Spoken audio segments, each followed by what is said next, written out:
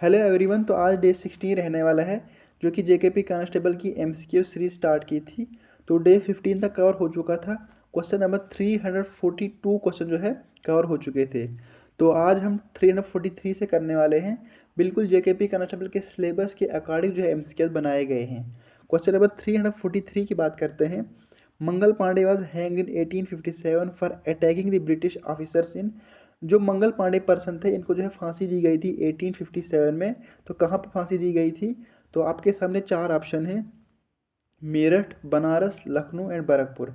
तो इसका जो राइट आंसर होगा बरकपुर इज द करेक्ट आंसर। बरकपुर कहाँ पे है? वेस्ट बंगाल में। तो इसको फांसी इसलिए दी गई थी क्योंकि उस टाइम जो है राइफल में जो है कव एंड पिग का जो है फैट यूज़ करा जाता था। तो इसने जो है वो फैट यूज़ करने में मना कर दिया। तो बाद में क्या करा, उसने अटैक करा अपने सीनियर ऑफिसर को, इसीलिए जो इसको फांसी दी गई थी मंगल पांडे को। क्वेश्चन नंबर 344 की बात करते हैं। When was the Indian national Congress established? तो इंडियन नेशनल कांग्रेस कब एस्टेब्लिश हुई थी? तो आपके सामने चार ऑप्शन है। तो इसका जो है correct answer 1885 is the correct answer. तो पहला सेशन 1885 में हुआ था इंडियन नेशनल कांग्रेस का। उस टाइम प्रेसिडेंट कौन थे और कहाँ पे सेशन हुआ था? सेशन जो हुआ था बॉम्बे में हुआ था। कहाँ पे हुआ था? बॉम्बे में हुआ था। और प्रेसिडेंट कौन थे उस सेशन के? उमेश चंद्र बनर्जी। पहले सेशन के प्रेसिडेंट जो थे कांग्रेस के, वो थे उमेश चंद्र बनर्जी। क्वेश्चन नंबर 345 की बात करते हैं। Who was the India's first women IPS officer? पहली वुमेन जो कि आईपीएस ऑफिसर बनी थी। तो आपके सामने चार ऑप्शन है। इसका जो राइट आंसर होगा Kiran Bedi is the correct answer. पहली वुमेन बनी थी आईपीएस ऑफिसर इंडिया की, तो Kiran Bedi is the correct answer. Question number 346 की बात करते हैं। Who was the first person to walk on the moon? पहले पर्सन जो कि मून पे गए थे। तो आपके सामने चार ऑप्शन है। तो इसका जो करेक्ट आंसर होगा Neil Armstrong is the correct answer. तो पहले पर्सन जो कि मून पे गए थे, ये कहाँ के थे? यूएसए के थे। अगर स्पेस की बात करी जाएगी, पहले पर्सन जो कि स्पेस पे गए थे वो है यूरी गगेरियन। तो यूरी गगेरियन पहले पर्सन बने थे जो कि स्पेस पे गए थे, लेकिन नील आर्मस्ट्रॉन्ग पहले पर्सन बने थे जो कि मून पे गए थे। ठीक है, तो इसका जो राइट आंसर होगा Neil Armstrong is the correct answer. Question number 347 की बात करते हैं। Which is the highest dam in India? तो हाइस्ट डैम कौन है इंडिया का? आपके सामने चार ऑप्शन है। इसका जो करेक्ट आंसर होगा Tehri dam is the correct answer. तो तहरी डैम जो है हाईएस्ट डैम है इंडिया का। तो किस रिवर पे है ये? कौन से रिवर पे है ये? भागीरथी रिवर पे है ये। कहाँ पे है ये? भागीरथी रिवर पे है ये। और कहाँ पे है? उत्तराखंड में है। इतना आपको ध्यान रखना है। हाईएस्ट डैम आपसे पूछ जाएगा तो तहरी डैम है, भागीरथी रिवर पे है, और कहाँ पे है? उत्तराखंड में। और लॉन्गेस्ट डैम अगर आपसे पूछ जाएगा तो लॉन्गेस्ट डैम जो है वो है Hirakud dam. Hirakud dam is the longest dam. और किस रिवर पे है ये? महानदी रिवर पे है। ये भी आपको ध्यान रखना है। क्वेश्चन नंबर 348 की बात करते हैं। Who is known as the father of nation in India? तो father of nation in India किसको बोला जाता है? तो ऑप्शन आपके सामने है: जवाहरलाल नेहरू, महात्मा गांधी, बी आर अम्बेडकर, सरदार वल्लभ भाई पटेल। तो इसका जो राइट आंसर होगा Mahatma Gandhi is the correct answer. इसको जो है फादर ऑफ नेशन बोला जाता है। जवाहरलाल नेहरू की बात करते हैं। तो Jawaharlal Nehru first prime minister रहे हैं इंडिया के। तो फर्स्ट पीएम ऑफ इंडिया जो है जवाहरलाल नेहरू रहे हैं। बी आर अम्बेडकर की बात करते हैं। फादर ऑफ इंडियन कॉन्स्टिट्यूशन अगर आपसे पूछा जाएगा तो वो है बी आर अम्बेडकर। सरदार वल्लभ भाई पटेल की बात करते हैं। तो अगर आपसे पूछा जाएगा तो इसको क्या बोला जाता है? Iron man of India. ठीक है, इतना आपको ध्यान रखना है। क्वेश्चन नंबर 349 की बात करते हैं। Who is the author of the book Gitanjali? तो जो गीतांजलि बुक है इसके ऑथर कौन है? तो आपके सामने चार ऑप्शन है। इसका जो करेक्ट आंसर होगा Rabindranath Tagore is the correct answer. तो एपीजे अब्दुल कलाम की बात करते हैं तो इनकी कौन सी बुक फेमस है? वह है विंग्स ऑफ फायर। ठीक है, तो इसका जो राइट आंसर होगा Rabindranath Tagore is the correct answer. कौन सी बुक है ये? गीतांजलि। क्वेश्चन नंबर 350 की बात करते हैं। Which of the following is known as the pink city of India? तो पिंक सिटी ऑफ इंडिया किसको बोला जाता है? तो आपके सामने चार ऑप्शन है: उदयपुर, जयपुर, आगरा एंड वाराणसी। तो इसका जो करेक्ट आंसर होगा Jaipur is the correct answer. City pink city किस सिटी को बोला जाता है? जयपुर, जो कि राजस्थान में है। उदयपुर की बात करते हैं तो सिटी ऑफ लेक्स। तो इसको क्या बोलते हैं? City of lakes. इतना हो गया। तो मैं आपको बताना चाहता हूँ, अगर आप कमेंट सेक्शन में जो है नंबर दिए गए हैं, अगर आप ऑफलाइन बैच ज्वाइन करना चाहते हैं तो आप जो है उस पर कंटेक्ट कर सकते हैं, और बाकी एप्लीकेशन पे भी जो है कोर्सेज वगैरह चल रहे हैं तो आप वहाँ भी ज्वाइन कर सकते हैं। क्वेश्चन नंबर 351 की बात करते हैं। Which of the following is not an official language of India in 8th schedule of Indian constitution. तो कौन सी जो है ऑफिशियल लैंग्वेज नहीं है इनमें से, बाकी 3 ऑफिशियल लैंग्वेज है 8th शेड्यूल में। तो सबसे पहले आपको पता होना चाहिए ऑफिशियल लैंग्वेज कितनी है 8th शेड्यूल में, तो वह है 22 ऑफिशियल लैंग्वेजेस। कितनी है? 22 ऑफिशियल लैंग्वेज जो है 8th शेड्यूल में है। तो इनमें से कौन सी ऑफिशियल लैंग्वेज नहीं है? तो मतलब 3 जो है ऑफिशियल लैंग्वेज होंगी, हिंदी भी है, बंगाली भी है, उर्दू भी है। तो इसका जो राइट आंसर होगा, English is the correct answer, जो कि ऑफिशियल लैंग्वेज नहीं है, मतलब इंडियन 8th शेड्यूल में नहीं है इंडियन कॉन्स्टिट्यूशन में। तो राइट आंसर जो है इसका इंग्लिश होगा। क्वेश्चन नंबर 352 की बात करते हैं। What is the currency of Canada. तो कनाडा की करेंसी क्या है? आपके सामने 4 ऑप्शन है, डॉलर, यूरो, पौंड, येन। तो इसका जो राइट आंसर होगा, dollar is the correct answer. तो कनाडा की करेंसी क्या है? कनाडा की करेंसी जो है डॉलर है। यूरो की बात करते हैं तो यूरो जो है यूरोपियन में चलती है। पौंड पौंड की बात करते हैं तो इजिप्ट वगैरह में चलती है पौंड करेंसी। यन की बात करते हैं तो जापान की करेंसी जो है वो है यन। ठीक है, तो कनाडा की करेंसी क्या है? डॉलर। क्वेश्चन नंबर 353 की बात करते हैं। When was the United Nation Organisation founded. तो जो यूनाइटेड नेशन ऑर्गेनाइजेशन थी ये कब फाउंड हुई थी? तो आपके सामने ऑप्शन है 1939, 1945, 1950 एंड 1960। तो इसका जो राइट आंसर होगा 1945 इज द करेक्ट आंसर। तो यूनाइटेड नेशन कब बनी थी? 1945 में। ठीक है। क्वेश्चन नंबर 354 की बात करते हैं। The longest cell in the human body is. जो लॉन्गेस्ट सेल है ह्यूमन बॉडी का वो कौन सा है? तो ऑप्शन आपके सामने है, neuron, muscle cell, epithelial cell, red blood cell. तो इसका जो राइट आंसर होगा, neuron is the correct answer. तो लॉन्गेस्ट सेल कौन है? लॉन्गेस्ट सेल जो है ह्यूमन बॉडी का वो न्यूरॉन है। तो लार्जेस्ट सेल अगर आपसे पूछा जाए कि लार्जेस्ट सेल कौन सा है, तो वो है एम्यूम, जिसको एग सेल भी बोला जाता है। तो लॉन्गेस्ट सेल कौन है? न्यूरॉन। क्वेश्चन नंबर 355 की बात करते हैं। Which of the following countries is not a member of SAARC. तो इनमें से कौन सी कंट्री है जो कि सार्क मेंबर नहीं है?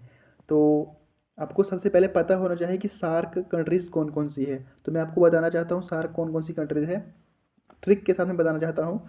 A big ball in many new places stand. A big ball की जगह बुल करते हैं। ए big bull, A big bull in many new places stand, new places stands. तो ए से क्या इंडिकेट होता है? Afghanistan, Bangladesh, Bhutan, India, Maldives, Nepal, Pakistan and Sri Lanka. तो कौन सी कंट्री इसमें नहीं आई? तो इसका जो राइट आंसर होगा, China is the correct answer. तो सार्क की कंट्रीज नहीं है, जो नहीं है वो है चाइना। बाकी इंडिया भी है, नेपाल भी है, श्रीलंका भी है। क्या मैंने आपको ट्रिक बताई? A big bull in many new places stands. A से इंडिकेट क्या होता है? अफगानिस्तान, बी से बांग्लादेश, भूटान, इंडिया, मालदीव्स, नेपाल, पाकिस्तान एंड श्रीलंका। ठीक है, इस तरीके से आप याद रख सकते हैं। तो इसका जो है राइट आंसर चाइना होगा। क्वेश्चन नंबर 356 की बात करते हैं। In which year was the first Nobel prize awarded. तो सबसे पहले जो नोबेल प्राइज़ दिया गया था, कब दिया गया था? तो आपके सामने 4 ऑप्शन है। तो इसका जो राइट आंसर होगा 1901 इज़ द करेक्ट आंसर। तो सबसे पहले जो नोबेल प्राइज़ दिया गया था वो कब दिया गया था? 1901 में दिया गया था। और अगर आपसे पूछा जाएगा कि पहले पर्सन कौन थे इंडियन जिनको नोबेल प्राइज़ दिया गया था, वो थे रविंद्रनाथ टैगोर। कौन थे वो? रविंद्रनाथ टैगोर जी। और कब दिया गया था उनको?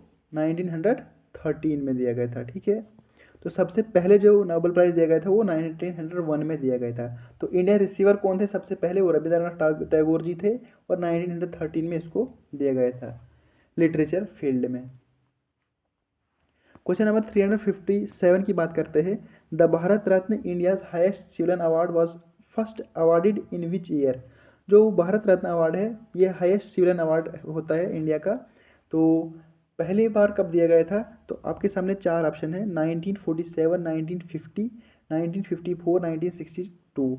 तो इसका जो राइट आंसर होगा 1944 is the 54 is the correct answer. तो 1954 में जो है पहली बार जो है भारत रत्न दिया गया था, ये भी आपको ध्यान रखना था।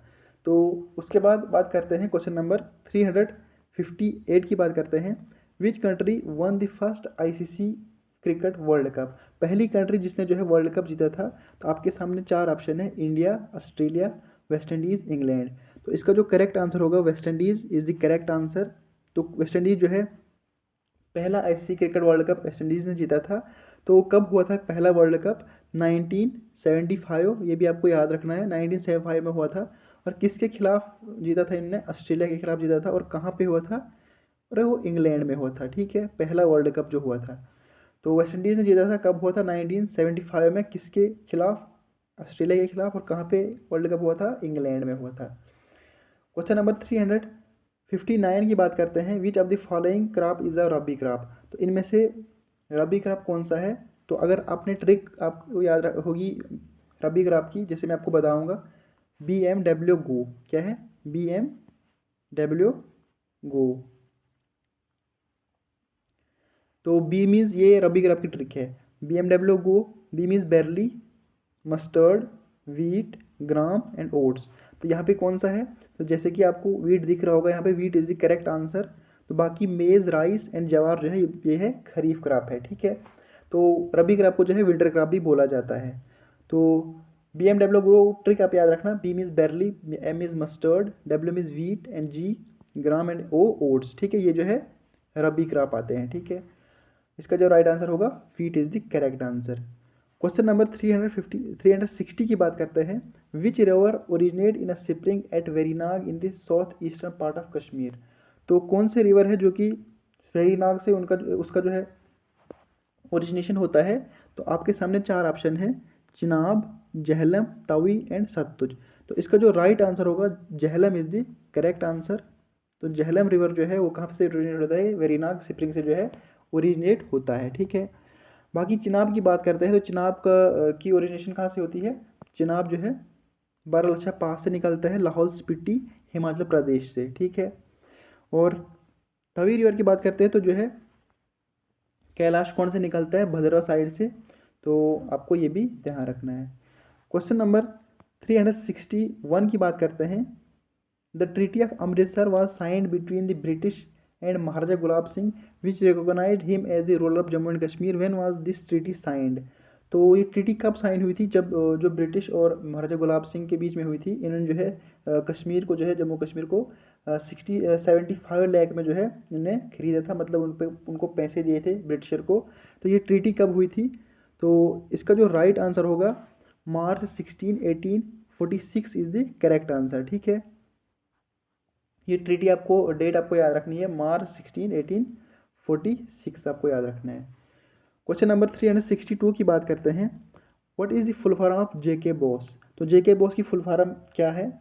Jammu Kashmir board of secondary education, Jammu Kashmir board of school education, Jammu Kashmir board of bureau of school education, Jammu Kashmir board of special education. तो इसका जो करेक्ट आंसर होगा Jammu Kashmir board of school education is the correct answer. जेको बॉस की बात करते हैं तो ये कब बना था? 1975 में, ठीक है। ये भी डेट आपको याद रखनी है। तो क्या फुल फॉर्म है? Jammu Kashmir board of school education. Question number 363 की बात करते हैं। The old city Srinagar Pandrethan was founded by, ये किसने फाउंड करी थी Srinagar city, old city Pandrethan? तो आपके सामने चार ऑप्शन है, हरि सिंह, अशोका, समुद्रगुप्ता एंड हर्षा। तो इसका जो करेक्ट आंसर होगा Ashoka is the correct answer. तो अशोका जो है इसका राइट आंसर होगा। तो हरि सिंह जो थे ये लास्ट रूलर रहे थे जम्मू कश्मीर के, हरि सिंह। तो आपको ये भी ध्यान रखना है। क्वेश्चन नंबर 364 की बात करते हैं। Which is the coldest month in Jammu region? तो जम्मू रीजन का कोल्डेस्ट मंथ कौन सा है? तो कौन सा रहता है कोल्डेस्ट मंथ? इसका जो राइट आंसर होगा आपके सामने चार ऑप्शन है, मार्च, जनवरी, दिसंबर, जून। तो करेक्ट आंसर जो है जनवरी इज़ द करेक्ट आंसर, जो कि कोल्डेस्ट मंथ रहता है, ठीक है।